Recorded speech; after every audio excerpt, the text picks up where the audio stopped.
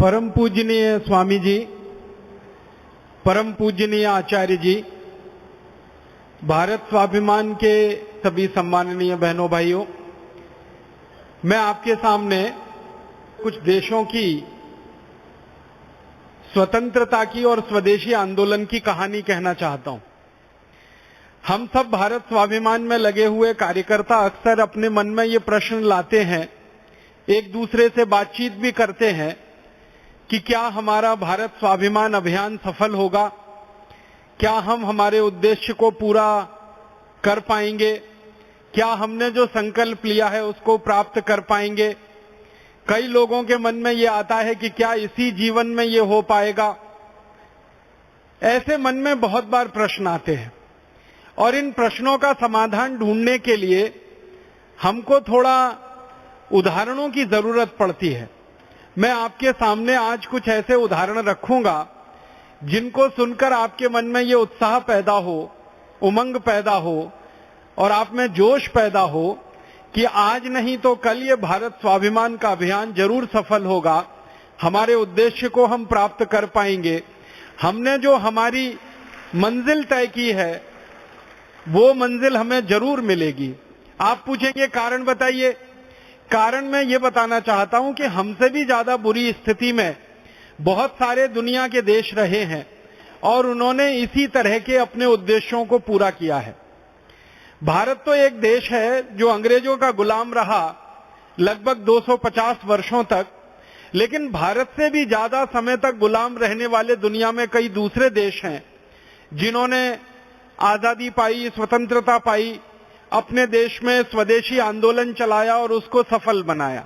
जो दुनिया में इस समय विकसित देशों की श्रेणी में गिने जाते हैं, जो अमीर देश माने जाते हैं, समृद्धशाली माने जाते हैं, लेकिन एक जमाने में बहुत गरीब रहे हैं, एक जमाने में बहुत ज्यादा गुलामी उन्होंने ढोई है। जैसे अमेरिका है, बहुत लंबे समय तक गुलाम रहा है अंग्रेजों का, बहुत गरीबी अमेरिका ने देखी है, बहुत बेरोजगारी अमेरिका ने देखी है, बहुत महंगाई की मार अमेरिका ने झेली है। उस गरीबी, बेरोजगारी, महंगाई, भुखमरी की मार में से अमेरिका निकला और अंग्रेजों का 1-2 साल का नहीं, सैकड़ों साल का शासन अमेरिका ने खत्म कर दिया। अमेरिका अंग्रेजों से पहले स्पेन का गुलाम रहा और स्पेन के लोगों ने 200-250 साल अमेरिका को खूब चूसा, खूब लूटा। स्पेनिश लोगों ने जब अमेरिका को छोड़ दिया तो अंग्रेजों ने अमेरिका को गुलाम बना लिया और उन्होंने भी करीब 200-250 साल तक अमेरिका को खूब लूटा, खूब चूसा। अब आप सोचिए, एक नहीं 2-2 देशों का गुलाम होकर अगर अमेरिका आजाद हो सकता है, समृद्धि के रास्ते पर आगे बढ़ सकता है, दुनिया में सारी अर्थव्यवस्था की ऊंचाइयां छू सकता है और सारी दुनिया के लिए इस समय एक आदर्श देश बनकर प्रस्तुत हो सकता है, तो भारत क्यों नहीं हो सकता। जब अमेरिका 2 देशों की गुलामी से आजाद होकर इतनी ऊंचाई पर पहुंच सकता है, तो भारत भी अपनी इन गुलामी की स्थितियों को बदलकर, व्यवस्था को बदलकर, नीतियों को बदलकर बहुत ऊंचाई तक पहुंच सकता है। ऐसे ही फ्रांस, वो भी बहुत लंबे समय तक बदहाली का शिकार रहा, गुलामी का शिकार रहा, वो भी आजाद हुआ, उसने भी सारी दुनिया को दिखा दिया। एक जापान नाम का देश, वो तो 3-3 देशों का गुलाम हुआ। थोड़े समय तक जापान स्पेनिश लोगों का, फिर डच लोगों का, पुर्तगाली लोगों का और अंत में चौथी बार गुलाम बना तो अंग्रेजों का। इन 4-4 गुलामियों से जापान आजाद होकर निकला और सारी दुनिया के सामने उसने ये स्थापित किया कि संकल्प शक्ति से कोई भी मंजिल जो है छोटी नहीं रहती, हर मंजिल को पाया जा सकता है। तो ऐसे दुनिया में एक तरफ ये अमीर देश है, अमेरिका है, फ्रांस है, जापान है, चीन जैसे देश हैं जिन्होंने अपनी गुलामी को समाप्त किया, स्वदेशी आंदोलन की ताकत से स्वतंत्रता को हासिल किया और आर्थिक ऊंचाइयों को सारी दुनिया में उन्होंने छुआ। आज मैं कुछ ऐसे देशों की कहानी आपके सामने रखना चाहता हूं जो बहुत गरीब देश माने जाते हैं दुनिया में और बहुत ज्यादा साधन विहीन देश माने जाते हैं, भुखमरी के शिकार हैं। ऐसे देशों ने भी अपने देश में स्वतंत्रता हासिल की है और गुलामी के बड़े बड़े पहाड़ों को उन्होंने तोड़ दिया है। ऐसे एक देश की कहानी मैं शुरू करता हूं। छोटा सा एक देश है, अमेरिका के बिल्कुल नजदीक में है, उसका नाम है क्यूबा। बहुत छोटा सा देश है। अगर आप दुनिया का नक्शा देखेंगे, मानचित्र देखेंगे, तो काफी देर तक तो क्यूबा दिखाई नहीं देता, नजर नहीं आता। बहुत आंखें गाड़ गाड़ कर और बहुत ज्यादा एकाग्रता से जब आप देखेंगे अमेरिका के नजदीक वो दिखाई देता है। उस इलाके को जहां क्यूबा दिखाई देता है वो कैरेबियन इलाका कहलाया जाता है।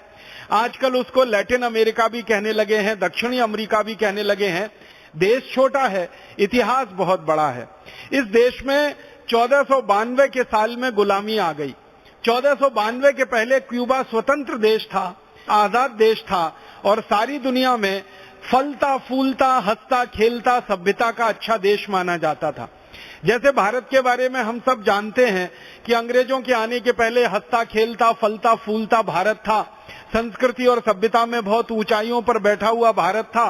वैसे ही क्यूबा भी अपनी गुलामी के पहले दुनिया में बहुत स्वतंत्र किस्म का अच्छा सा देश माना जाता था, धन धान्य से संपन्न था।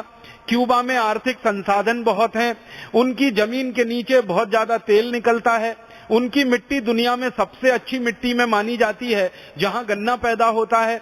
क्यूबा की मिट्टी दुनिया में बहुत अच्छी मानी जाती है जहां कपास पैदा होती है। क्यूबा की मिट्टी दुनिया में बहुत अच्छी मानी जाती है जहां कॉफी और चाय भी बहुत पैदा होती है। कई तरह की कृषि वस्तुएं उनके यहाँ पैदा होती हैं और औद्योगिक रूप में कई तरह के कच्चे माल वहां पर निकलते हैं। आयरन ओर वहां निकलता है, कच्चा लोहा वहां निकलता है, तांबे का ओर वहां निकलता रहता है। काफी लंबे समय तक वहां सोना निकलता रहा है। लोहा, सोना, तांबा, टिन, ऐसे बहुत सारे धातु पदार्थ वहां पर निकलते रहे हैं। तो अच्छा सा देश था, थोड़ी आबादी का, छोटी आबादी का खुशहाल देश था। इस देश पर कोलंबस की नजर पड़ गई। आप जानते हैं कि कोलंबस स्पेन का एक लुटेरा था जो 1492 में अमेरिका और अमेरिका के आसपास के इलाके को लूटने के लिए निकला था। एक रोचक जानकारी मैं आपको इतिहास की देना चाहता हूं। 1492 के आसपास की जो दुनिया थी, उस दुनिया में दो देश बहुत ताकतवर हुआ करते थे। एक देश का नाम था पुर्तगाल और दूसरे देश का नाम था स्पेन। 1492 के आसपास अमेरिका की कोई हैसियत नहीं थी दुनिया में, ब्रिटेन की भी कोई हैसियत नहीं थी दुनिया में, फ्रांस की भी कोई ज्यादा बड़ी ताकत नहीं थी उस समय, जर्मनी भी बहुत कमजोर देश हुआ करता था उस समय। 1492 में जो ताकतवर देश थे दुनिया में दो थे, एक तो स्पेन था, दूसरा पुर्तगाल था। इन दोनों देशों के लोगों में आपस में झगड़ा होता रहता था। स्पेन और पुर्तगाल दोनों नजदीक के देश हैं। अगर आप यूरोप का नक्शा देखेंगे तो यूरोप के नक्शे में दोनों देश नजदीक नजदीक के हैं। इन देशों के लोग आपस में लड़ा करते थे। लड़ाई किस बात की होती थी? दुनिया में लूट मार करने के लिए कौन कहां जाए, पुर्तगाली कहां लूटें जाकर और स्पेनिश लोग किसको लूटें जाकर। तो लूटने के माल का बंटवारा जब होता था तो बहुत लड़ाइयां होती थी। स्पेनिश लोग पुर्तगालियों को मार डालते थे, पुर्तगाली स्पेनिश लोगों को मार डालते थे। समुद्र के रास्ते उस समय जो पानी के जहाज जाया करते थे, उन पानी के जहाजों को लूट मार करने का काम स्पेनिश और पुर्तगाली लोग किया करते थे। स्पेन और पुर्तगाल की अर्थव्यवस्था उस समय जो चलती थी वो लूट के पैसे से चलती थी। स्पेन और पुर्तगाल में उस समय खेती होती नहीं थी, उद्योग कोई ज्यादा था नहीं, व्यापार के लिए उनके पास कुछ था नहीं। तो पूरे देश की अर्थव्यवस्था को चलाने के लिए एक ही रास्ता उनके पास था कि दुनिया में जहां भी संभव हो लूटमार की जाए और उस लूटमार के पैसे से अपने देश को चलाया जाए। तो लूटमार करने के लिए छोटे छोटे समूह बने हुए थे, उनको कंपनी कहा जाता था। जैसे आज जमाने में लूटमार करने वाली कई कंपनियां बनी हुई है ना, कोई ए कंपनी, कोई बी कंपनी, कोई सी कंपनी, कोई डी कंपनी, कोई ई कंपनी। ऐसे ही स्पेन और पुर्तगाल में कुछ कंपनियां बनी हुई थी लूटमार करने वाली। वो एक्सटॉर्शन किया करते थे, माने धमकी देकर लोगों से पैसा वसूला करते थे। जैसे समुद्र के रास्ते कोई पानी का जहाज जा रहा है और उस पर कोई व्यापारिक सामान लदा हुआ है, तो पुर्तगाली लुटेरे वहां पहुंच गए, जहाज के कप्तान को डराया धमकाया, उससे पैसे छीन लिए, मुद्राएं छीन ली। उस जमाने में पैसे का मतलब होता था स्वर्ण मुद्राएं, तो उनसे स्वर्ण मुद्राएं छीन लेते थे या तो उनका सामान लूट लिया करते थे। ऐसे ही थोड़ी देर में स्पेनिश लोग पहुंच जाते थे, वो भी इसी तरह से लूटमार किया करते थे। अब आप जरा कल्पना करिए कि शिकार तो एक है और शिकारी दो हैं, तो हमेशा दो शिकारियों में झगड़ा होगा। स्पेनिश लुटेरे भी हैं, पुर्तगाली लुटेरे भी हैं, और लूटने के लिए जहाज तो एक ही है जो व्यापार के लिए जा रहा है। तो अब स्पेनिश लोग लूटें या पुर्तगाली लूटें, दोनों में झगड़ा होगा। तो इस झगड़े का इन्होंने एक समाधान निकाला था और इस समाधान ने पूरी दुनिया को बेबसी में, लुटेरेपन में बदल दिया। समाधान क्या निकाला कि पुर्तगाल और स्पेन के ये जो लुटेरे लोग थे, इन्होंने आपस में एक संधि की थी और वो संधि के कागजात, उस संधि के दस्तावेज हमारे पास इस समय हैं। पोर्चुगीज भाषा में लिखी हुई वो संधि है। उस संधि में यह तय किया गया कि ये बार बार स्पेनिश और पुर्तगालियों का झगड़ा होता है लूट के माल के लिए, और इसमें दोनों एक दूसरे का सिर फोड़ देते हैं, दोनों एक दूसरे को मार डालते हैं। इसका समाधान कर लेना चाहिए, दुनिया को दो हिस्सों में बांट देना चाहिए। दुनिया का एक हिस्सा पश्चिमी हिस्सा, दुनिया का एक हिस्सा पूर्वी हिस्सा। पूर्वी हिस्से को पुर्तगाली लूटते रहेंगे, पश्चिमी हिस्से को स्पेनिश लोग लूटते रहेंगे। तो पूरी दुनिया को लूटने के लिए दो हिस्सों में बांटा गया। और आप हैरान हो जाएंगे, इसके लिए बाकायदा संधि हुई। संधि में एक तरफ पुर्तगाल के राजा के हस्ताक्षर हैं, दूसरी तरफ स्पेन के राजा के हस्ताक्षर हैं, और दोनों के गवाह के रूप में चर्च के एक बहुत बड़े पदाधिकारी के हस्ताक्षर हैं। माने चर्च के पदाधिकारियों के सामने ये संधि हुई, लूटने की संधि हुई, और उसमें बंटवारा ये हुआ कि पूर्वी दुनिया को पुर्तगाली लूटे, पश्चिमी दुनिया को स्पेनिश लोग लूटें। तो अब पूर्वी दुनिया में भारत आता है, पूर्वी दुनिया में चीन आता है, पूर्वी दुनिया में जापान आता है, पूर्वी दुनिया में मलेशिया आता है, इंडोनेशिया आता है, पूर्वी दुनिया में माने एशिया आता है, पूर्वी दुनिया में अफ्रीका आता है। तो आप जानते हैं कि ये जो पूर्वी दुनिया है एशिया अफ्रीका की, इसको लूटने के लिए पुर्तगाली निकले, और उनका जो सबसे पहला लुटेरा पूर्वी दुनिया में आया लूटने के लिए, उसी का नाम था वास्को डिगामा। वास्को डिगामा एक पुर्तगाली था, और संधि के अनुसार स्पेन और पुर्तगाल के बीच लूट की जो संधि हुई, उस संधि के अनुसार पूर्वी इलाके को लूटने के लिए निकला था। और इसी तरह से स्पेन की तरफ से जो पहला लुटेरा निकला पश्चिमी दुनिया को लूटने के लिए, उसका नाम कोलंबस था। तो पश्चिमी दुनिया में अमेरिका आता है, पश्चिमी दुनिया में लैटिन अमेरिका आता है, पश्चिमी दुनिया में कैरेबियन एरिया आता है, और पश्चिमी दुनिया में पूरा का पूरा ये दक्षिणी अमेरिका आता है। तो ये क्यूबा दक्षिणी अमेरिका का छोटा सा देश है, अमेरिका के नजदीक है। तो जैसे अमेरिका को लूटने के लिए कोलंबस पहुंचा, वैसे ही क्यूबा को लूटने के लिए भी कोलंबस पहुंच गया। 28 अक्टूबर 1492 को कोलंबस क्यूबा के एक छोटे से शहर में दाखिल हो गया। उस शहर का नाम है हवाना। हवाना में जाके उसने लंगर डाला, और लंगर डाल के अपने 300 सैनिकों को लेकर वो शहर में घुस गया। शहर के राजा से उसने दोस्ती के लिए संधि की, और राजा के साथ उसने ऐसा दिखाया कि हम आपसे मित्रता करने आए हैं, दोस्ती करने आए हैं, आप हमारे साथ दोस्ती का एक समझौता कर लीजिए, दोस्ती की एक संधि कर लीजिए।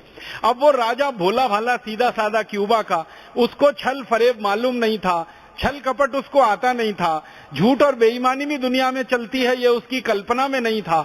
उसने बहुत आसानी के साथ कोलंबस से संधि कर ली, और कोलंबस ने जिस राजा से संधि की, दुर्भाग्य से थोड़े ही दिन के बाद उसको मार डाला। और कोलंबस ने जब हवाना के राजा को मार डाला और हवाना शहर पर कोलंबस ने कब्जा कर लिया और अपने 300 सैनिकों को लेकर लूटमार शुरू कर दिया, तो सबसे पहले उसने क्यूबा का सोना लूटा।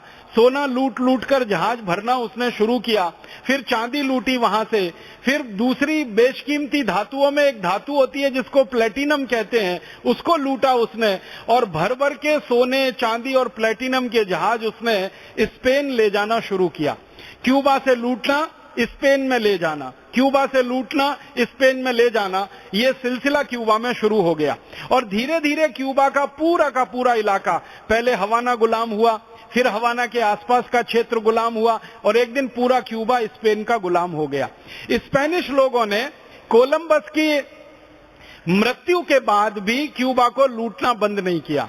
कोलंबस ने क्यूबा को लूटा होगा तो 10-20 करोड़ रुपए की संपत्ति नहीं, और 10-20 100 करोड़ की भी संपत्ति नहीं, 10-20 हजार करोड़ की भी संपत्ति नहीं, लाखों लाखों करोड़ों की संपत्ति उसने लूटी। क्यूबा के इतिहास में जो जानकारी मिलती है वो ये कि कोलंबस पहली बार आया और करीब 150 जहाज सोने चांदी हीरे जवाहरात और प्लेटिनम के भर के क्यूबा से लूटकर स्पेन ले गया। उस जमाने के एक एक जहाज में 10 से 15 मीट्रिक टन सामान आया करता था। तो 150 जहाज, सोना चांदी हीरे जवाहरात अगर लूटे कोलंबस ने, तो आप कल्पना कर सकते हैं कितना धन संपत्ति लूटा। ये पानी के जहाजों से भरा हुआ सोना चांदी जब स्पेन पहुंचा तो स्पेन वालों की आंखें फटी रह गई। उनको लगा कि कितना समृद्धशाली देश है क्यूबा, जो छोटा सा है और वहां से इतना धन आया है। तो स्पेनिश लोगों ने फिर क्यूबा में जाकर रहना और बसना शुरू कर दिया और इस तरह से क्यूबा स्पेनिश लोगों का गुलाम हो गया। धीरे धीरे स्पेनिश लोगों ने सब लूट लूट कर क्यूबा को पूरा खाली कर दिया। अंत में क्यूबा में कुछ नहीं बचा। जब क्यूबा की लूट बड़े पैमाने पर हो गई तो गरीबी पैदा हो गई, भुखमरी पैदा हो गई, बेरोजगारी पैदा हो गई और भयंकर हिंसा वहां पे शुरू हो गई। आप जानते हैं, जिस देश को भी लूटा जाता है उस देश में सबसे पहले गरीबी आती है। जो देश लूट जाता है वहां सबसे पहले भुखमरी आती है। जिस देश में बहुत ज्यादा लूटमार हो जाती है वहां के उद्योग धंधे, व्यापार और कारीगरी सब चौपट हो जाता है। और जिस देश में लूटमार हो जाती है वहां फिर कुछ शुभ नहीं रह पाता, कुछ भी अच्छा नहीं रह पाता, सब कुछ खराब खराबी हो जाता है। सारी दुनिया के अर्थशास्त्री एक बात पर सहमत हैं और सारी दुनिया के ये जो इतिहासकार हैं वो भी एक बात पर सहमत हैं।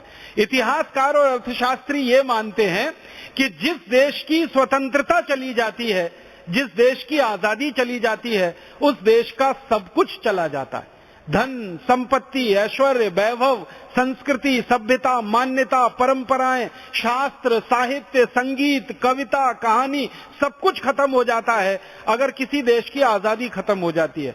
जिस देश की स्वतंत्रता खत्म हो जाती है उनके देश में कुछ नहीं बचता है। तो क्यूबा का भी यही हाल हुआ। उनकी भाषा खत्म हो गई, उनका साहित्य खत्म हो गया, उनकी परंपराएं सब खत्म हो गई, उनकी सभ्यता, उनकी संस्कृति पर ग्रहण लग गया, उनकी समृद्धि, उनकी ऐश्वर्य सब कुछ लुट गया। फिर गरीबी आई, भुखमरी आई, बेरोजगारी आई और क्यूबा के लोग तिल तिल करके मरने लगे, भूख से मरने लगे, तकलीफ में आकर मरने लगे। उसी समय क्या हुआ, स्पेनिश लोगों का अंग्रेजों के साथ झगड़ा हो गया। सन 1850 में अंग्रेजों को क्यूबा के बारे में पता चल गया। 1492 से लेकर, आप जरा कल्पना करिए, 1492 से लेकर 1850 तक तो स्पेनिश लोग लूटते रहे क्यूबा को। अगर आप हिसाब निकालेंगे तो 350 साल से भी ज्यादा का समय तो स्पेनिश लूटते रहे क्यूबा को।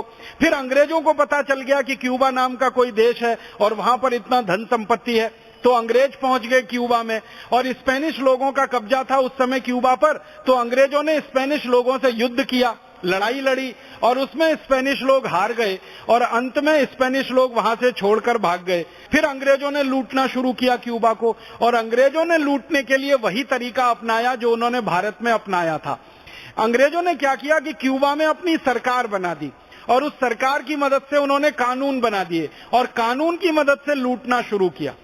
सबसे पहले कानून बनाए गए क्यूबा में, टैक्स के कानून बनाए गए और क्यूबा के लोगों के ऊपर टैक्स लगाया गया। जैसे अंग्रेजों ने भारत में इनकम टैक्स लगाया वैसे ही क्यूबा में इनकम टैक्स लगाया। जैसे अंग्रेजों ने भारत में एक्साइज ड्यूटी लगाई वैसे ही क्यूबा में एक्साइज ड्यूटी लगाई। तो तरह तरह के टैक्स लगाकर क्यूबा के लोगों को लूटना शुरू किया। फिर अंग्रेजों ने एक दूसरी नीति अपनाई कि अंग्रेजों की बनाई गई चीजें क्यूबा में बिकेंगी टैक्स फ्री, उनके ऊपर कोई टैक्स नहीं लगेगा। और क्यूबा में कोई चीज क्यूबा का नागरिक बनाएगा तो उसके ऊपर अंग्रेजों की सरकार टैक्स लगाएगी। तो क्यूबा में जो स्वदेशी वस्तुएं होती थी उन पर टैक्स लगता था और अंग्रेजी वस्तुएं क्यूबा में पूरी तरह से टैक्स फ्री बिकती थी। आप जानते हैं, जो वस्तुएं टैक्स फ्री होती हैं वो बहुत सस्ती होती हैं और जिन वस्तुओं पर टैक्स ज्यादा होते हैं वो महंगी होती हैं। तो क्यूबा में बनने वाली स्वदेशी वस्तुएं महंगी हो गई और क्यूबा में आने वाली विदेशी अंग्रेजी वस्तुएं सस्ती हो गई और ज्यादा तो सस्ती चीजें ही बिकती हैं बाजार में। तो क्यूबा में अंग्रेजी वस्तुओं का बाजार बढ़ने लगा। धीरे धीरे पूरी क्यूबा की अर्थव्यवस्था खत्म हो गई।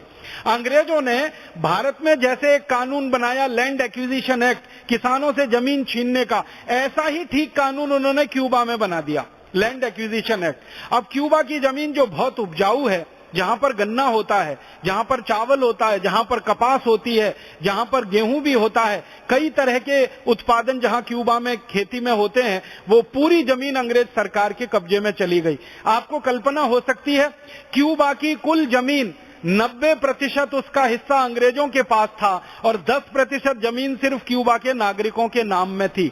90% जमीन अंग्रेजों ने छीन ली क्यूबा के किसानों से, सिर्फ 10% जमीन उनके पास रह गई।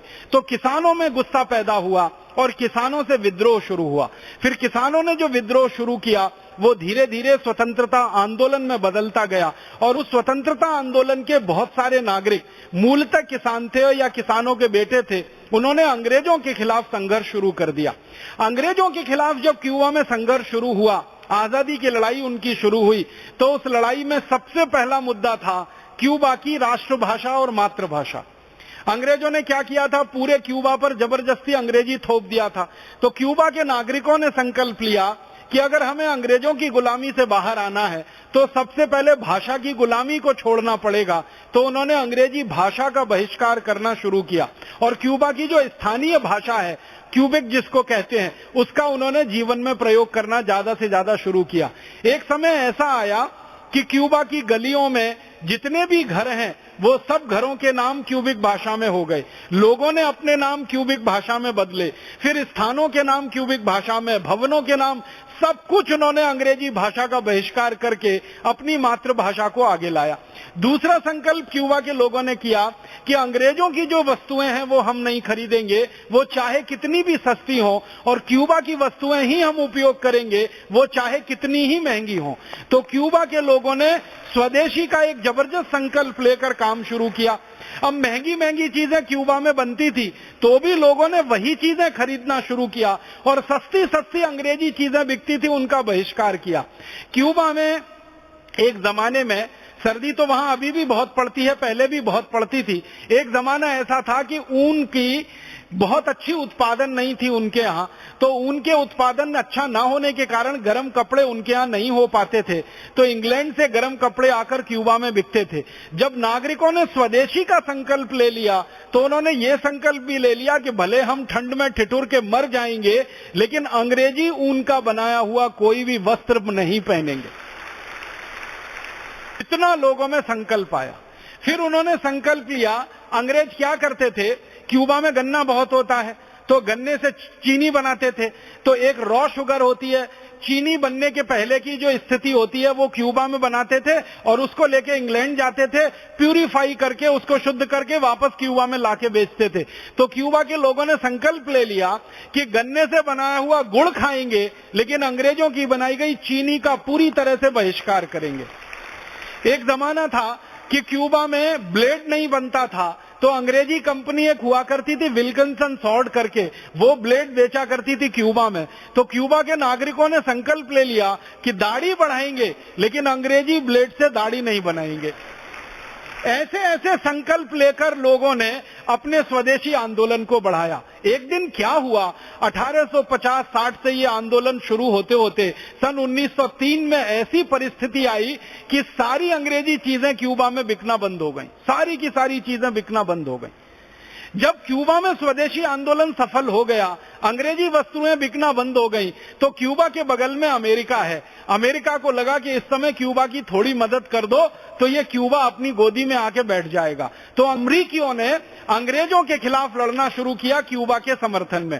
क्यूबा को अमेरिकियों ने मदद देना शुरू किया, पैसा दिया, सेना दी, और क्यूबा में जो स्वदेशी आंदोलन चलाने वाले बड़े बड़े नेता थे उनको अमेरिका ने भरपूर मदद करना शुरू किया। अमेरिका का लालच क्या था कि अगर क्यूबा अंग्रेजों की गुलामी से आजाद हो जाए तो अमेरिका के कब्जे में आ जाएगा। इस चक्कर में अमेरिका ने उनको मदद की, लेकिन क्यूबा वाले भी बहुत होशियार थे। क्यूबा वालों ने देखा कि दुश्मन का दुश्मन हमारा दोस्त हो सकता है।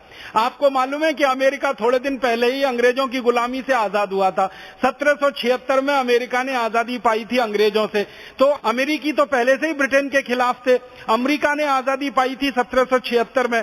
तो अमेरिका की सहायता लेकर क्यूबा के लोगों ने अंग्रेजों के खिलाफ और एक बड़ा मोर्चा खोल दिया। उस मोर्चे में अंग्रेज हार गए, क्योंकि अमेरिका की सेना जब आ गई क्यूबा की तरफ से लड़ने के लिए और अमेरिका के सैनिक आ गए क्यूबा की तरफ से लड़ने के लिए, तो अंग्रेजों की पराजय हो गई और अंग्रेजों ने क्यूबा को छोड़ दिया और क्यूबा को राम राम करके वो वहां से विदा हो गए और क्यूबा दूसरी बार आजाद हुआ अंग्रेजों की गुलामी से। लेकिन फिर क्यूबा का दुर्भाग्य ये हुआ कि जैसे ही क्यूबा अंग्रेजों की गुलामी से आजाद हुआ, अमेरिका ने उसको गुलाम बना लिया और अमेरिका का तब चेहरा लोगों को समझ में आया कि इसने मदद क्यों की थी क्यूबा की, और अमेरिका ने क्यूबा को गुलाम बना लिया और क्यूबा को जबरदस्ती कर्ज देकर अमेरिकी कर्जे में फंसा लिया और क्यूबा के पूरे बाजार में अमेरिकी सामान भर गया। क्यूबा की सारी जमीन पर अमेरिका का कब्जा हो गया, क्यूबा के बाजार में सारी अमेरिकी कंपनियां घुस गईं। तो क्यूबा के नागरिकों ने सोचा कि ये तो हम कहां फंस गए आकर। अंग्रेजों की गुलामी से आजाद होने के बाद अमरीकियों की गुलामी में फंस गए और अंग्रेजों की गुलामी से पहले स्पेनिश लोगों की गुलामी में फंस गए। फिर क्यूबा के नागरिकों ने कमर कसी और फिर उन्होंने संकल्प लिया कि इस गुलामी को भी हम हटा देंगे। उनके मन में प्रबल विश्वास था कि अगर हम अंग्रेजों की गुलामी को हटा सकते हैं, स्पेनिश लोगों की गुलामी को हटा सकते हैं, तो अमरीकियों की गुलामी को भी हटा देंगे। तो अमेरिका के खिलाफ फिर क्यूबा के लोगों ने संघर्ष करना शुरू किया और जबरदस्त मोर्चा उन्होंने खोला। संघर्ष का आधार वही था कि अमरीकी वस्तुओं का पूरा बहिष्कार करेंगे, अमरीकी कंपनियों का पूरा बहिष्कार करेंगे। अमेरिका की जिन कंपनियों ने क्यूबा की जमीनें छीन ली हैं या जमीनों पे कब्जा कर लिया है, उन जमीनों को वापस क्यूबा की जमीन बनाएंगे या वापस उसको अपने देश की राष्ट्रीय संपत्ति घोषित कराएंगे। ऐसा करके फिर आंदोलन चला और ये आंदोलन जाकर लगभग 1959 में पूरा हुआ और 1959 में क्यूबा हर तरह की गुलामी से, हर तरह की पराधीनता से आजाद हो गया, पूरी तरह से स्वतंत्र हो गया। तब से क्यूबा में एक राज चल रहा है, एक व्यक्ति शासन कर रहा है। आप कल्पना कर सकते हैं वो दुनिया का सबसे ज्यादा दिन तक शासन करने वाला व्यक्ति है, उसका नाम है फिडेल कास्ट्रो। वो इस समय क्यूबा का राष्ट्रपति है। ये वही आदमी है जिसने क्यूबा को संगठित किया अमेरिका की गुलामी के खिलाफ। ये वही व्यक्ति है जिसने क्यूबा के नागरिकों को प्रेरित किया अमेरिकी वस्तुओं के बहिष्कार के लिए।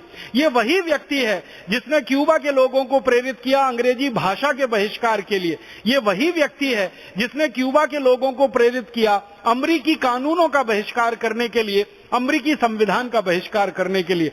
वो लोगों के दिल में ऐसे बैठ गया, इतना उनका प्रेरणा पुरुष बन गया कि 1959 में जब क्यूबा तीसरी बार आजाद हुआ विदेशी गुलामी से, तो लोगों ने जबरदस्ती उसको राष्ट्रपति बना दिया। फिडेल कास्ट्रो ने घोषणा की थी कि मैं मेरे जीवन में कभी पद नहीं लूंगा, कभी सत्ता नहीं लूंगा, कभी संपत्ति नहीं बनाऊंगा, लेकिन लोगों ने आजादी मिलते ही उसको राष्ट्रपति बना दिया। और 1959 से, आप सोचिए, 1959 से वो आदमी राष्ट्रपति है और अभी 2009 आ गया है।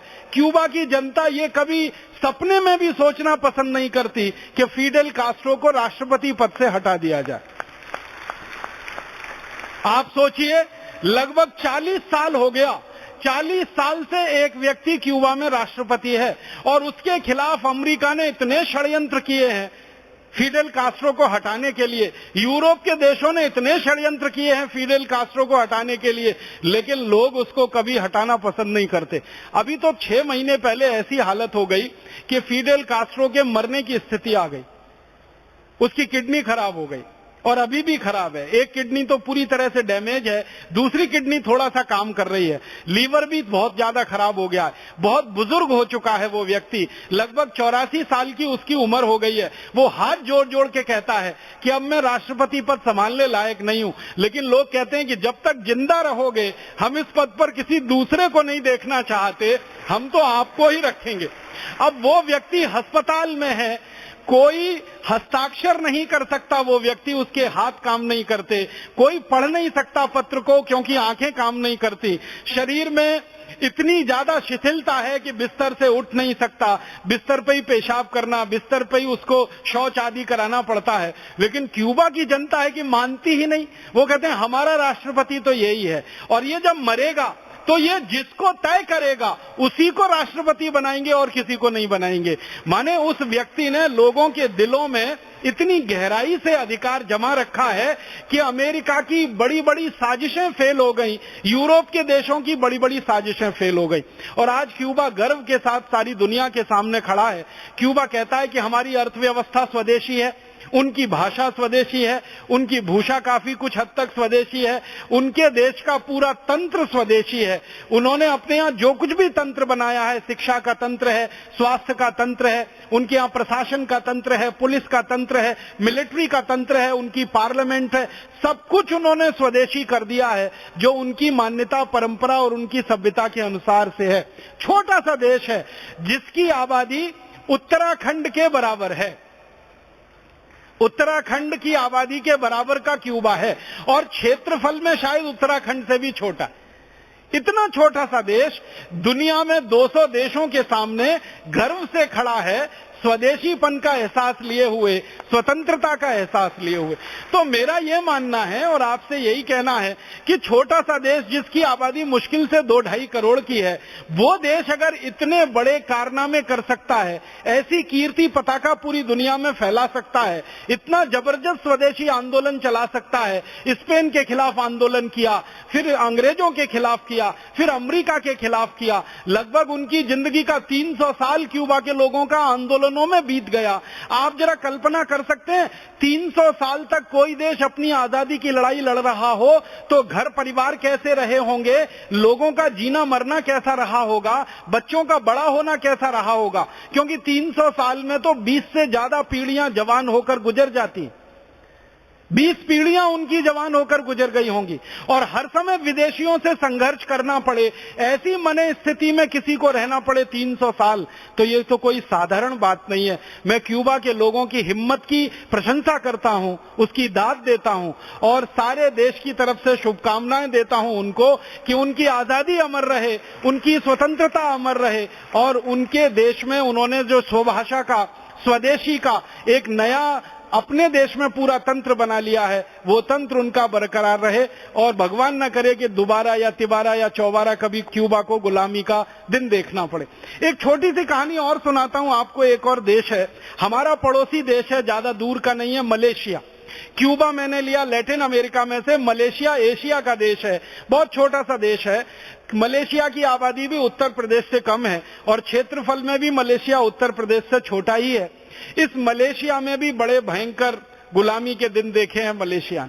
इस मलेशिया पर 1511 में पुर्तगालियों ने कब्जा कर लिया था।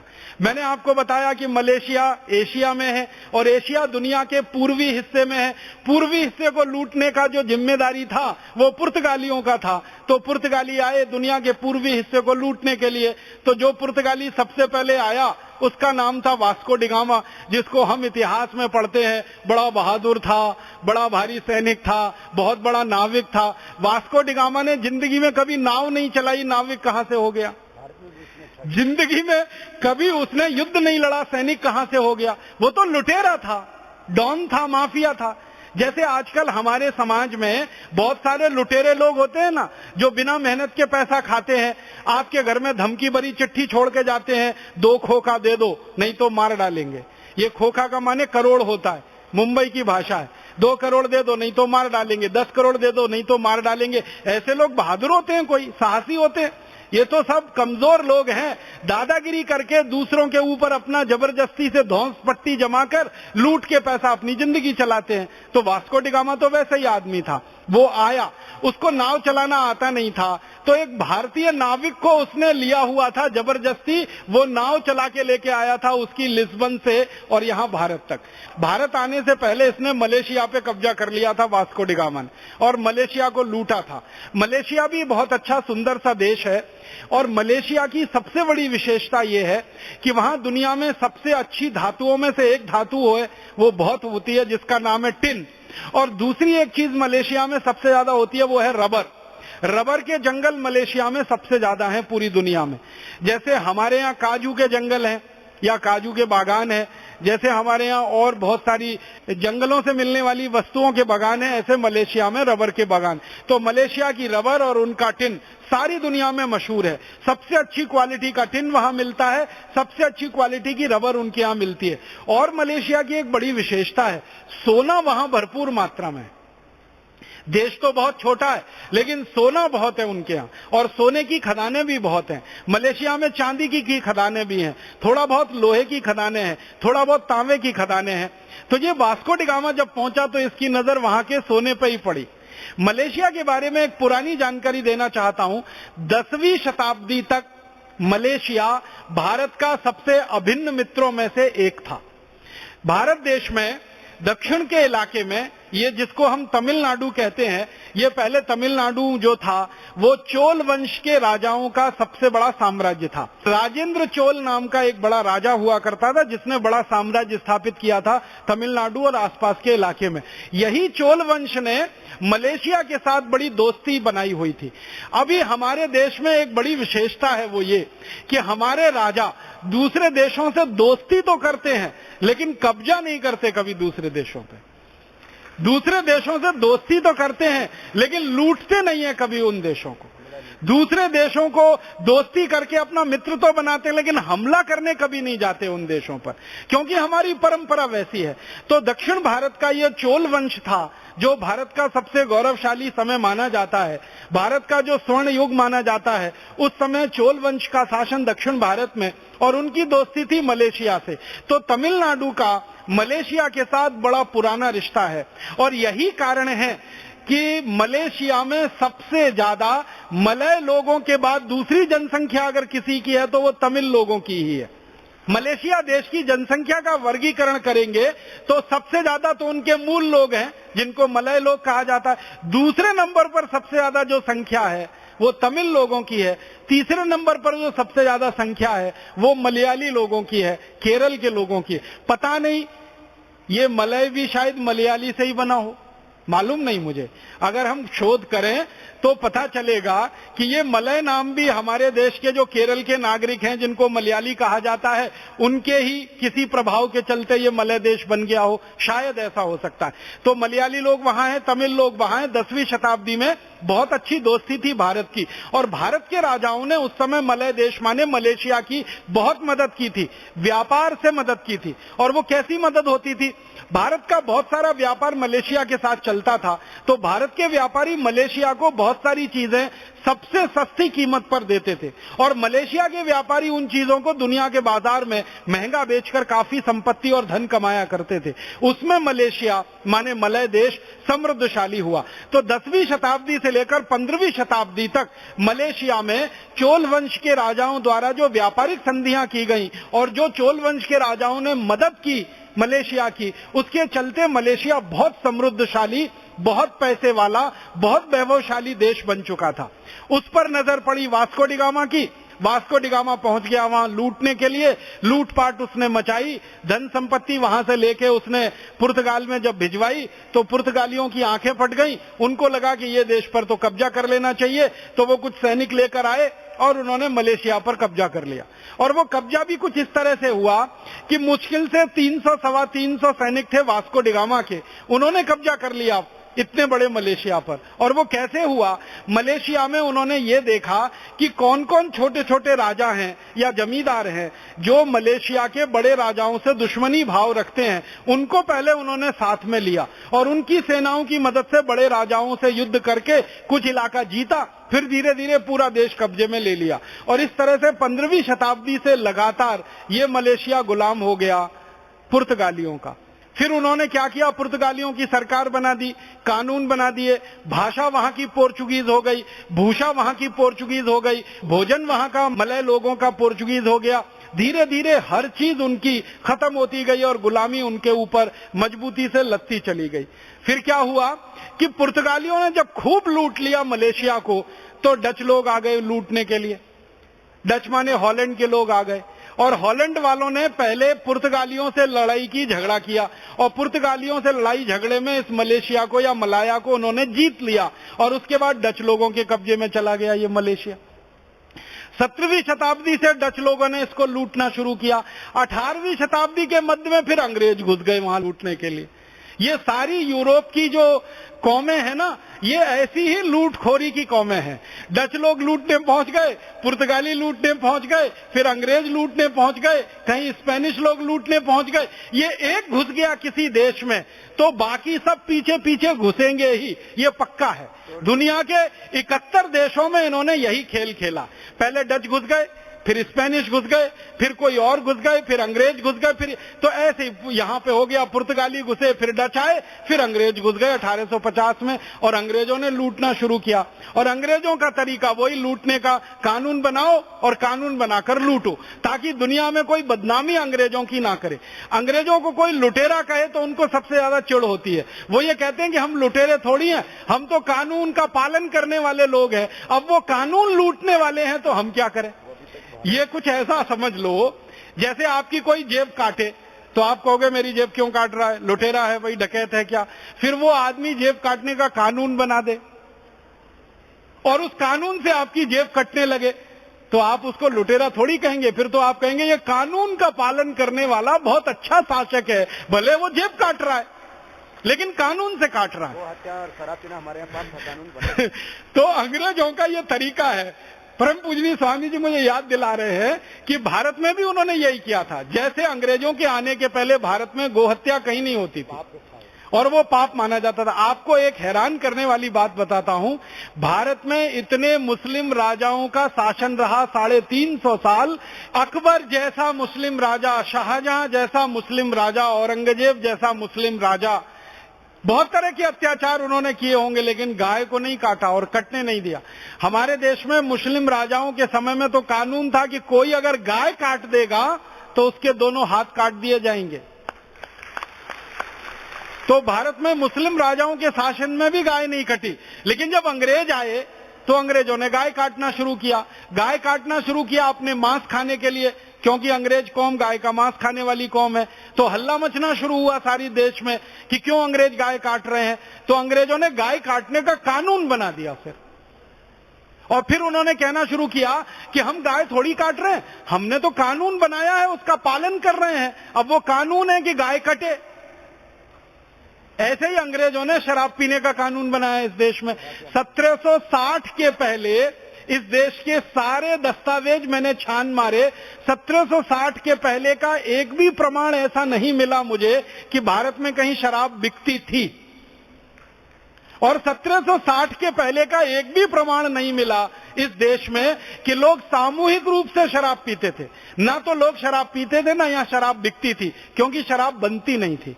सोमरस बनता था, वो दूसरी चीज है, शराब बिल्कुल दूसरी चीज है। और लोग भी जो पीते थे ना, चोरी चोरी छुपके छुपके, कोई देख लेगा तो पता नहीं क्या हो जाएगा। अंग्रेजों का अधिकारी जो रॉबर्ट क्लाइव आया, उसने सबसे पहला कानून 2 बनाया इस देश में। गाय काटने का कानून 1760 में बनाया और शराब की दुकानों को लाइसेंस देने का कानून भी 1760 में बनाया। और सबसे पहला शराब खाना कोलकाता में शुरू हुआ और सबसे पहला कत्ल खाना भी कोलकाता में शुरू हुआ। और जो कत्ल खाना रॉबर्ट क्लाइव ने 1760 में खोला था, वो कत्ल खाना अभी 2009 में भी शुरू है। रॉबर्ट क्लाइव के जमाने में वहां एक दिन में 300 गाय कटती थी। अब आजादी के 63 साल में उस कत्ल खाने में 14,000 गाय रोज कटती। और जो एक शराब की दुकान खोली थी लाइसेंस देकर रॉबर्ट क्लाइव ने 1760 में कोलकाता में, वो एक शराब की दुकान अब भारत में लाइसेंसधारी 32,000 शराब की दुकानों में बदल चुकी है। माने 1760 में एक शराब की दुकान थी, अब भारत में लाइसेंसधारी 32,000 शराब की दुकानें हैं। और बिना लाइसेंसधारी कितनी है उसकी गिनती सरकार के पास नहीं है, वो शायद लाखों में निकल सकती है। तो अंग्रेजों का तरीका था लूटना है, बर्बाद करना है, खत्म करना है किसी कौम को, किसी समाज को, किसी देश को, तो कानून बना दो और कानून बना के वो सब करो ताकि दुनिया में कोई बदनामी ना करे। तो मलेशिया में उन्होंने कानून बना दिया। कानून क्या बना दिया कि मलेशिया में जितने भी रबर के पेड़ हैं वो सब अंग्रेज सरकार की संपत्ति है, उनसे निकला गया रबर सारा अंग्रेज सरकार का होगा। ये कानून बन गया। माने मलेशिया का आदमी अपने ही पेड़ से रबर नहीं ले सकता। आप जानते हैं रबर कैसे आती है? दूध निकलता है। जैसे हमारे बहुत सारे पेड़ों में रस निकलता है ना, ताड़ के पेड़ में रस निकलता है, उससे गुड़ बनता है, ऐसे रबर के पेड़ में सफेद रंग का दूध निकलता है। उस दूध को गर्म करते करते रबर बनता है। तो वो दूध कोई मलाया नागरिक नहीं ले सकता, और दूध लेने के लिए कोई मलाया नागरिक पेड़ में कट नहीं लगा सकता। ये कानून बना दिया। और ये कानून बनाया फॉरेस्ट कंजर्वेशन एक्ट। कानून की भाषा देखिए, फॉरेस्ट कंजर्वेशन एक्ट माने जंगलों को संरक्षण देने का कानून। तो संरक्षण कैसे दिया जा रहा है? जो मूल नागरिक हैं वो पेड़ को कट नहीं लगा सकते, दूध नहीं ले सकते। अंग्रेज सरकार सभी पेड़ों का दूध निकालेगी, वो दूध इंग्लैंड भेजा जाएगा, वहां उससे रबर बनाया जाएगा, वो रबर लाकर मलेशिया में बेचा जाएगा। इसी तरह अंग्रेजों ने एक कानून बना दिया कि टिन जो है ना, टिन जमीन में से निकलता है पत्थर के रूप में, तो सारा टिन का पत्थर अंग्रेज सरकार की संपत्ति है, वो इंग्लैंड जाएगा, टिन बनकर वापस मलेशिया में आएगा। सोना जितना निकलता है, सोने की खदानें अंग्रेज सरकार की हैं, चांदी की खदानें अंग्रेज सरकार की हैं, तांबे की खदानें अंग्रेज सरकार की हैं। इस तरह के कानून बनाकर पूरी मलेशिया की संपत्ति पर अंग्रेजों का कब्जा हो गया। फिर मलेशिया के नागरिकों ने संघर्ष किया। ये तो हर देश की कहानी है कि जब भी कोई देश विदेशियों का गुलाम हुआ है, थोड़े दिनों के बाद उस देश की जनता को जागृति हुई है और उसने संघर्ष किया है। तो मलाया नागरिकों ने संघर्ष किया, जबरदस्त संघर्ष किया, और उस संघर्ष का तरीका वही था कि उन्होंने अपनी भाषा को पहले आगे बढ़ाया। अंग्रेजों ने पूरे मलेशिया में अंग्रेजी भाषा को स्थापित कर दिया था। अंग्रेजी भाषा के स्कूल, अंग्रेजी भाषा में काम करने वाली संस्थाएं सारे मलेशिया में। मलाया नागरिकों ने उनका बहिष्कार करना शुरू किया और उनकी जो भाषा है मलय, उसको उन्होंने प्रश्रय देना शुरू किया। फिर स्वदेशी वस्तुओं को प्रश्रय देना शुरू किया।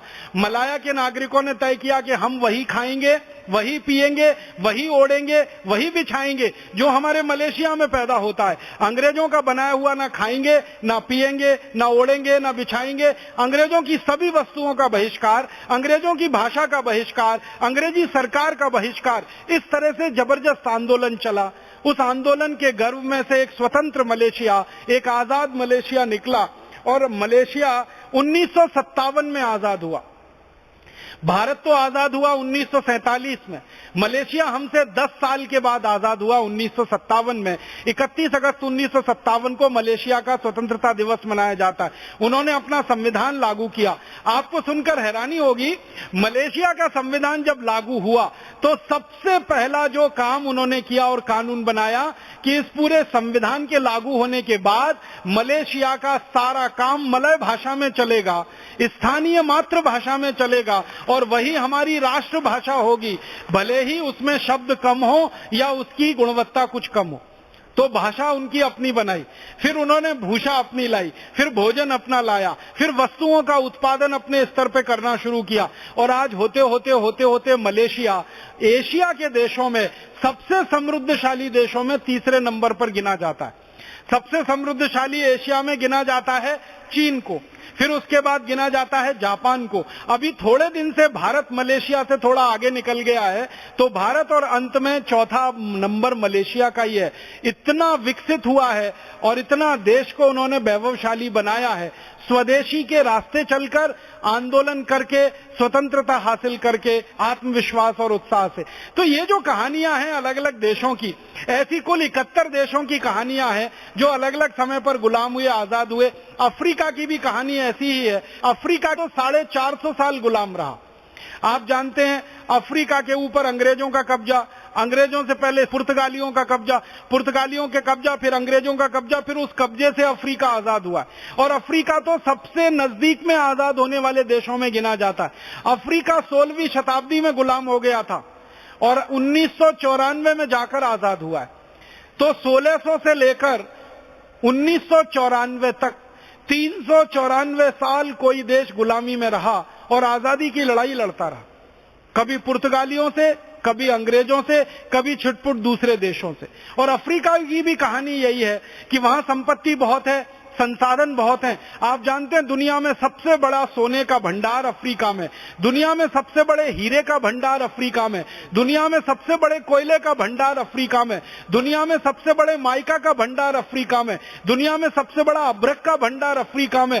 जितनी बेशकीमती धातुएं, प्लेटिनम का सबसे बड़ा भंडार अफ्रीका में।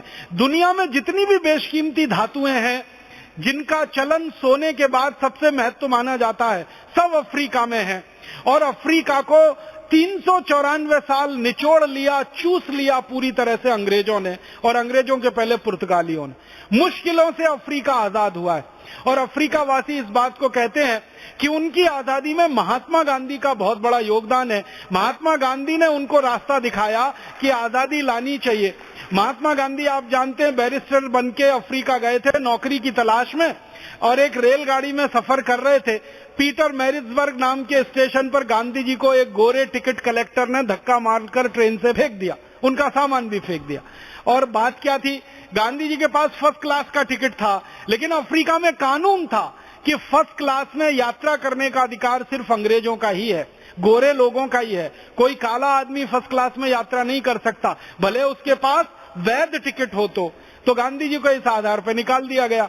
गांधी जी रात भर पीटर मैरिट्सबर्ग स्टेशन पर ठिठुरते रहे।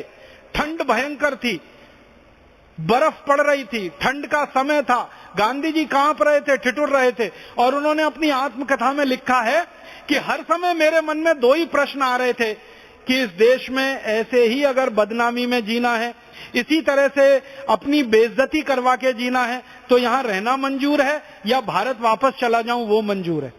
गांधी जी कहते हैं रात भर मेरे मन में अंतर संघर्ष चला।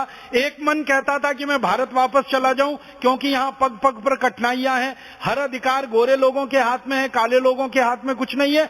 दूसरा मन गांधी जी का कहता था नहीं, यहीं रहूं और संघर्ष करूं। गांधी जी कहते हैं जब सवेरा हुआ तो मेरे मन का द्वंद्व छट गया, मैंने संकल्प लिया कि मुझे यहीं रहना है और काले लोगों के समर्थन में, उनके सहयोग में संघर्ष करना है। वहां से गांधी जी की यात्रा शुरू हुई, और फिर सारी कहानी पूरी दुनिया जानती है। गांधी जी ने वहां पर आश्रम बनाया, कार्यकर्ताओं की भर्ती की, और उन कार्यकर्ताओं की मदद से अंग्रेज सरकार के खिलाफ संघर्ष किया। और संघर्ष का एक ही मुद्दा था कि जो अधिकार गोरे लोगों को है वो सब काले लोगों को मिलने चाहिए, जो सुविधाएं गोरे लोगों को हैं वो सब काले लोगों को मिलनी चाहिए। इस संघर्ष में गांधी जी वहां जेल भी गए, अदालतों में उन्होंने कई बार बहस की। उनकी एक बहस जरूर कहना चाहूंगा। पहली बार जब गांधी जी काले लोगों की वकालत करने के लिए अंग्रेज जज के सामने खड़े हुए, तो उन्होंने गुजराती पगड़ी बांध रखी थी, काठियावाड़ी। तो अंग्रेज जज गुस्सा हो गया, उसने कहा ये पगड़ी उतारनी पड़ेगी। तो गांधी ने कहा ये पगड़ी नहीं उतरेगी। तो अंग्रेज ने कहा कि आपका जो वकालत करने का अधिकार पत्र है वो निरस्त कर दिया जाएगा। तो गांधी जी ने कहा बहुत अच्छा है, कर दीजिए, और उसके बाद आप जेल भी भेजना चाहेंगे तो मैं मंजूर करूंगा जाने, लेकिन ये पगड़ी नहीं उतरेगी। तो जज ने कहा इसमें खास बात क्या है, ये पूरी बहस चल रही थी अंग्रेजी में। तो जज ने कहा इस पगड़ी में खास बात क्या है। तो गांधी जी का उत्तर था ये भारतीय पगड़ी है, ये किसी के सामने उतरती है तो वो सिर्फ ईश्वर के सामने उतरती है, किसी दूसरे के सामने ये नहीं उतर सकती। और आप ईश्वर नहीं है, ये तो मेरी पक्की मान्यता है, इसलिए आपके सामने तो ये पगड़ी नहीं उतरेगी। भले मैं जेल चला जाऊं, भले मेरे वकालत करने का अधिकार निरस्त हो जाए। और गांधी जी ने वहां से यात्रा शुरू की, और उस यात्रा में आप जानते हैं सफलता मिली, फिर बाद में भारत में आए। तो अफ्रीका के नागरिक मानते हैं, और उनके जो सबसे बड़े नेता जिन्होंने आजादी की सबसे लंबी लड़ाई लड़ी, नेल्सन मंडेला, वो गांधी जी को ही अपना गुरु मानते रहे हैं। और वो कहते हैं कि जेल में जितने साल अंग्रेज सरकार ने मुझे बंद करके रखा, मेरे कमरे में एक ही चीज थी, महात्मा गांधी की फोटो और भगवत गीता। जितने भी देश गुलाम हुए अंग्रेजों के या दूसरे देशों के, उन्होंने आजादी के बाद सबसे पहला काम जो किया है, अपने देश की भाषा को ठीक किया। हम आजादी के बाद अपनी भाषा ठीक नहीं कर पाए। सभी देशों ने आजादी मिलने के बाद अपनी मातृभाषा को ही राष्ट्रभाषा बनाया। हम भारतवासी इतने कम नसीब हैं या दुर्भाग्यशाली हैं कि आजादी मिलने के 63 साल के बाद भी हम हमारी मातृभाषा को राष्ट्रभाषा नहीं बना सके। दूसरी बात जो दूसरे देशों से समझ में आती है वो ये कि जो भी देश गुलाम हुआ और आजादी आई तो उन्होंने गुलामी के दिनों के सारे कानून बदल दिए और संविधान उन्होंने पूरी तरह से बदल दिया। लेकिन भारत की आजादी के 63 साल के बाद इस देश का बदनसीबी है कि हमने अंग्रेजों के बनाए हुए 34,735 कानून जस के तस इस देश में अपना लिए, हमने उन कानूनों को नहीं बदला। और इससे भी बड़ा दुर्भाग्य है कि अंग्रेजों ने जो गवर्नमेंट ऑफ इंडिया एक्ट बनाया था हमारे ऊपर 1000 साल गुलामी लाने के लिए, उस गवर्नमेंट ऑफ इंडिया एक्ट के बहुत सारे प्रावधानों को हमने भारत के संविधान में शामिल कर लिया। और भी देशों से जो देखने को सीखने को मिलता है वो ये कि गुलामी आजादी के बाद किसी भी देश ने अपनी मूल संपत्ति को विदेशियों के हाथ में नहीं दिया। मलेशिया ने या जापान ने या तो क्यूबा ने या तो अमेरिका ने, इन सब देशों का उदाहरण देखने से पता चलता है कि उनकी सारी जमीनें उन्होंने अपने हाथ में रखी, खदानें उन्होंने अपने हाथ में रखी, जिसको कोर सेक्टर कहते हैं अर्थव्यवस्था में, वो सब उन्होंने स्वदेशी हाथों में रखा है। लेकिन भारत की बदनसीबी है कि आजादी के 63 साल के बाद इस देश का पूरा कोर सेक्टर विदेशियों के हाथ में है। आप जानते हैं कि हमारे देश की सरकार ने लाखों एकड़ जमीन इस देश की विदेशी कंपनियों को दे रखी है। आप जानते हैं कि इस देश में विदेशी कंपनियों को 74% पूंजी निवेश करने का रास्ता खोल रखा है। कई क्षेत्रों में तो 100% विदेशी पूंजी निवेश का रास्ता खोल रखा है हमारी सरकार ने। हमारे देश में जमीनें विदेशियों के लिए, हमारे देश में पानी विदेशियों के लिए, हमारे देश में सड़कें विदेशियों के लिए, हमारे देश के संसाधन विदेशियों के लिए। अब तो ऐसा लग रहा है कि सेवा के क्षेत्र में भी विदेशी आ रहे हैं, बीमा के क्षेत्र में विदेशी कंपनियों को सरकार लाने जा रही है, वकालत के क्षेत्र में विदेशी कंपनियों को लाने की तैयारी कर रहे हैं, चार्टर्ड अकाउंटेंसी के क्षेत्र में विदेशी कंपनियों को लाने की तैयारी हो रही है। माने ये बदनसीबी भारत में ही शिक्षा के क्षेत्र में विदेशियों को लाने की तैयारी हो रही है। विदेशी विश्वविद्यालय खोलने के लिए यहां रात दिन सरकार प्रयास कर रही है कि कैम्ब्रिज यूनिवर्सिटी खोले, ऑक्सफोर्ड यूनिवर्सिटी खोले, ताकि यहाँ के विद्यार्थी जो अधकचरे अंग्रेज हैं वो पूरी तरह से पक्के अंग्रेज बन जाएं और उन्हीं की सेवा में रात दिन लगे रहें। तो हर क्षेत्र को विदेशियों के हवाले किया जा रहा है। हमारी माइनिंग विदेशी कंपनियों के हाथ में। आपको मालूम है हमारे देश में हीरे और पन्ने की वैसे तो बहुत ज्यादा खदान है नहीं, मध्य प्रदेश में है। मध्य प्रदेश में और छत्तीसगढ़ में कुछ खदानें हैं जहां हीरा निकलता है, पन्ना निकलता है। वो खदानें भी हमने विदेशियों को दे रखी हैं। कंपनियां विदेशी हैं जिनके हाथ में पूरी खदानों के लीजिंग लाइसेंस दे दिए गए। तो भारत में आजादी के 63 साल के बाद भी सब चीजें विदेशियों के लिए की जा रही हैं। और जो देश हमसे बाद में आजाद हुए और हमसे पहले गुलाम हुए, उन्होंने कभी अपने यहाँ ऐसा काम नहीं किया कि विदेशियों को सारे क्षेत्र खोल दिए हों। तो मुझे ऐसा लगता है कि भारत में तो आजादी की दूसरी लड़ाई लड़ने का ज्यादा अच्छा समय और ज्यादा अच्छा मौका अब आया है, और ज्यादा तेजी से हमको इस दूसरी आजादी की लड़ाई के लिए तैयारी करनी है। एक आजादी की लड़ाई हम लड़ चुके हैं अंग्रेजों से, जिनको हम गोरे अंग्रेज मानते हैं। दूसरी आजादी की लड़ाई लड़नी है इन काले अंग्रेजों से जो भारत में पैदा हुए हैं लेकिन अंग्रेजों जैसा व्यवहार कर रहे हैं, जो भारत में पैदा हुए हैं और अंग्रेजों जैसी सरकार चला रहे हैं। अंग्रेजों की सरकार बजट बनाती थी तो उनका नियम था कि 90% खर्चा सरकार के लिए होगा, 10% खर्चा विकास के लिए होगा। अंग्रेजों के जाने के बाद हमारे देश में 63 साल में जो बजट बन रहे हैं उसमें भी नियम ये है कि 90% खर्चा सरकार के लिए होता है, 10% खर्चा विकास के लिए होता है। अंग्रेजों की सरकार सबसे ज्यादा भ्रष्टाचार करती थी इस देश में। अंग्रेजों के बाद 63 साल की सरकारें भी भयंकर भ्रष्टाचार में डूबी हुई हैं। मुझे तो ऐसा लगता है कि रॉबर्ट क्लाइव जैसे भारत को लूटता था, वॉरेन हेस्टिंग्स जैसे भारत को लूटता था, केनिंग ने जैसे भारत को लूटा, कर्जन ने जैसे भारत को लूटा, हमारे देश में रॉबर्ट क्लाइव के, केनिंग के, वॉरेन हेस्टिंग्स के नए नए अवतार पैदा हो गए हैं। मुझे तो ऐसा लगता है कि रॉबर्ट क्लाइव मरा नहीं, उसी की आत्मा हमारे देश के कुछ भूतपूर्व मुख्यमंत्रियों में प्रवेश कर गई है। तो लुटेरे अंग्रेज चले नहीं गए इस देश में से, उन्हीं की आत्मा को छोड़ गए हमारे यहाँ इन काले अंग्रेजों के लिए, और वो लूटने में लग गए हैं, देश को बर्बाद करने में लग गए हैं। तो मुझे तो ऐसा लगता है कि भारत में बहुत अनुकूल माहौल है, बहुत अनुकूल वातावरण है एक दूसरी क्रांति के लिए, आजादी की दूसरी लड़ाई के लिए। आजादी की पहली लड़ाई हुई अंग्रेजों को भगाने के लिए, अब आजादी की दूसरी लड़ाई होगी काले अंग्रेजों को भगाने के लिए और अंग्रेजों की बनाई गई व्यवस्था को बदलने के लिए, अंग्रेजियत को हटाने के लिए और अंग्रेजी कानूनों को जड़मूल से खत्म कराने के लिए। तो हमको भारत स्वाभिमान की ये लड़ाई लड़नी है और इस लड़ाई को एक अंतिम मुकाम तक पहुंचाना है। हमारा उद्देश्य बहुत स्पष्ट है कि हमको अंग्रेजियत हटानी है इस देश में से, अंग्रेजों के बनाए गए कानून हटाने हैं, अंग्रेजों के बनाए गए नियम बदलवाने हैं, अंग्रेजों की बनाई गई व्यवस्थाओं को बदलना है और पूरा परिवर्तन करके इस देश को सच्ची स्वतंत्रता दिलानी है, सच्ची आजादी दिलानी है और सच्चे स्वराज्य की स्थापना करनी है। और ये इसलिए करना है कि हमारे शहीदों का सपना यही था। हमारे देश के जो आदि क्रांतिवीर रहे हों वासुदेव बलवंत फड़के और सबसे अंतिम क्रांतिवीर रहे हों इस देश में, जो विनायक दामोदर सावरकर, तो वासुदेव बलवंत फड़के से शुरू करके विनायक दामोदर सावरकर तक 7,32,000 क्रांतिकारी जो शहीद हुए हैं, सबका सपना एक ही था कि अंग्रेज जाएं, वो तो एक बात है, अंग्रेजियत जाए वो उससे ज्यादा बड़ी बात है। सारे क्रांतिकारियों के घोषणा पत्रों को आप पढ़ेंगे, देखेंगे, वो हमारे देश के महान क्रांतिकारी लाला लाजपत राय रहे हों, या भगत सिंह रहे हों, बटुकेश्वर दत्त रहे हों, अरविंदो घोष रहे हों, चंद्रशेखर आजाद रहे हों, अशफाक उल्लाह रहे हों, तात्या टोपे रहे हों, झांसी की रानी लक्ष्मीबाई हो, रानी झलकारी बाई हो, रानी कित्तूर चन्नम्मा हो, भगत सिंह, ऊधम सिंह, सबका एक ही सपना था, अंग्रेज जाएं वो तो एक बात है, अंग्रेजों की व्यवस्था, अंग्रेजों के कानून, अंग्रेजियत जाए वो ज्यादा बड़ी बात है। महात्मा गांधी तो कहा करते थे, अंग्रेज चाहे तो मेहमान की तरह रह सकते हैं, लेकिन अंग्रेजियत हमें एक मिनट भी बर्दाश्त नहीं है, अंग्रेजों के कानून, अंग्रेजों की नीतियां, अंग्रेजों की व्यवस्था हमें बर्दाश्त नहीं है। तो क्रांतिकारियों का सपना अधूरा है, वो पूरा करना है। महापुरुषों को सपना है वो पूरा करना।